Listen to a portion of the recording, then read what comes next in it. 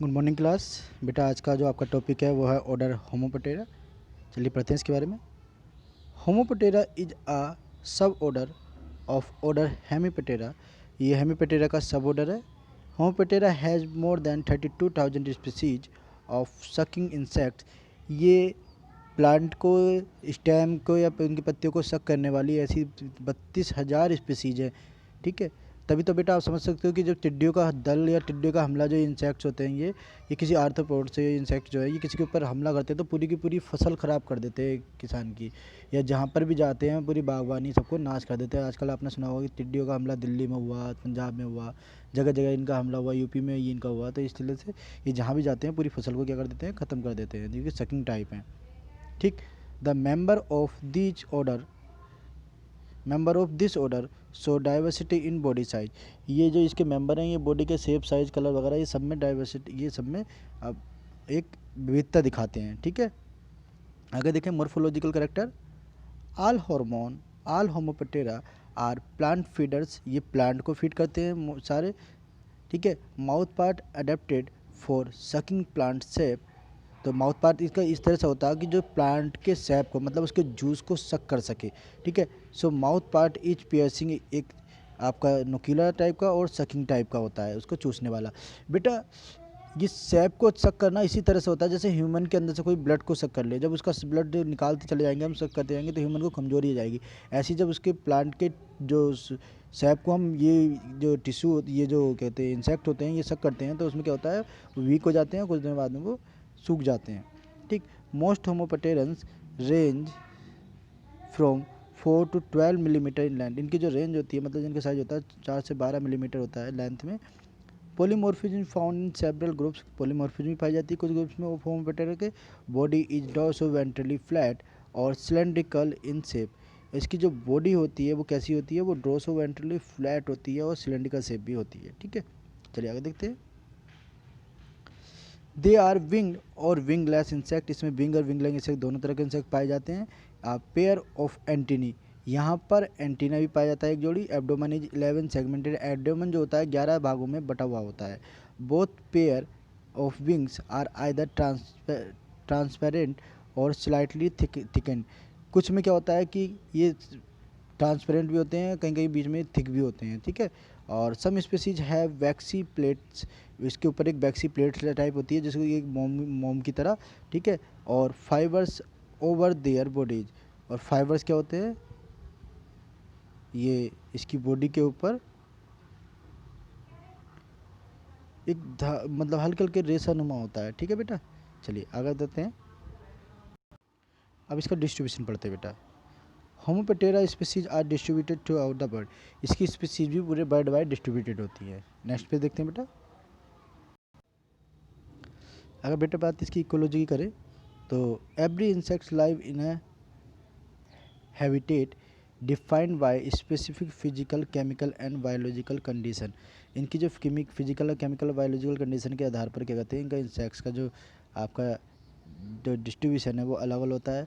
If these condition are change, अगर इसको हमने बदलाव किया गया इस कंडीशन में, अवस्था में, तो these insect can not survive, ये सर्वाइव नहीं कर पाएंगे। एंड आइदर माइग्रेट, या तो ये माइग्रेट कर जाएंगे, और डाई, या तो फिर ही मर जाएंगे। Temperature, humidity are the important climate factor in determining the local habitat of the species homopterans. कहने का मतलब ये है बेटा कि जो टेम्परेचर, इसका तापमान और ह्यूमिडिटी, जो नमी है, वो बहुत इंपॉर्टेंट फैक्टर है। क्लाइमेट वातावरणीय एक कारक है। क्या कारक है कि जो ये निर्धारण करता है, डिटरमाइन, वो निर्धारण करता है लोकल हैबिटेट, इसके जो इसका वास स्थान होता है जो। ठीक है, कि स्पेसिफिक होमोपटेरेंस, कि ये एक स्पेसिफिक होमोपटेरेंस के लिए एक स्पेसिफिक वातावरण नहीं है। वो जो जिस वातावरण में रहता है उसी में वो रहेगा, नहीं तो वो क्या हो जाएगा, डाई हो जाएगा या माइग्रेट कर जाएगा। नेक्स्ट इसका आप देखते हैं आगे, life history. Generally homopterans are bisexual, asexual reproduction also occur. ये बाइसेक्सुअल होते हैं। बाइसेक्सुअल का मतलब होता है बेटा एक ही जीव के अंदर मेल और फीमेल के करेक्टर होना, तो इसे हम बाइसेक्सुअल कहते हैं। ये यूनिसेक्सुअल सेक्सुअल होता है तो मेल अलग और फीमेल अलग होती है। ठीक है, चलिए आगे देखते हैं।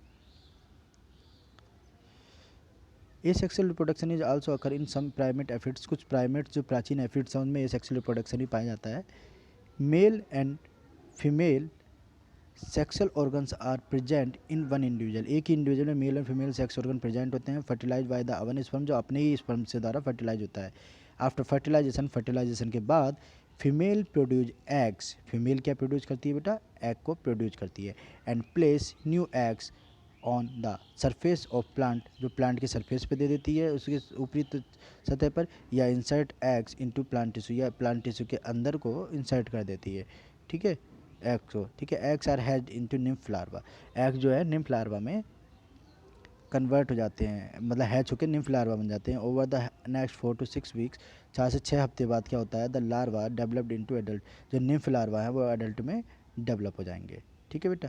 अब इसकी इकोनॉमिक इंपॉर्टेंट देखते हैं।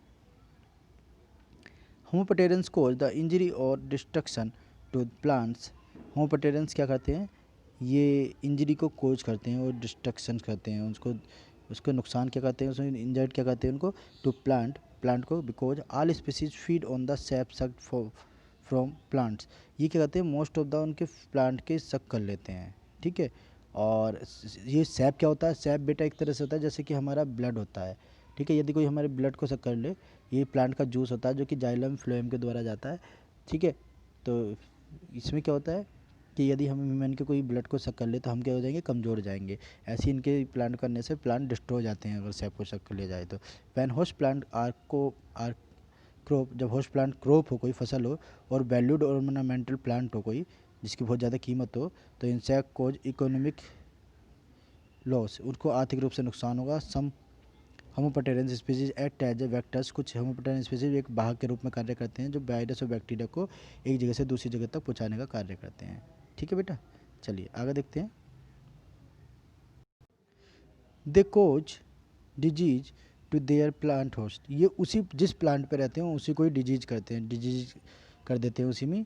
प्रीडेशियस insects feed on small weak species, इनमें कुछ खास इंसेक्ट्स होते हैं जो किस तरह के कहते हैं कि जो स्मॉल वीक को क्या कर देते हैं, उन्हें कमज़ोर कर, स्मॉल उनको स्पीसीज को स्मॉल कर देते हैं, वीक्स कर देते हैं, ठीक है। और साथ ही क्या करते हैं, पैरासिटिक इंसेक्ट्स लाइव्स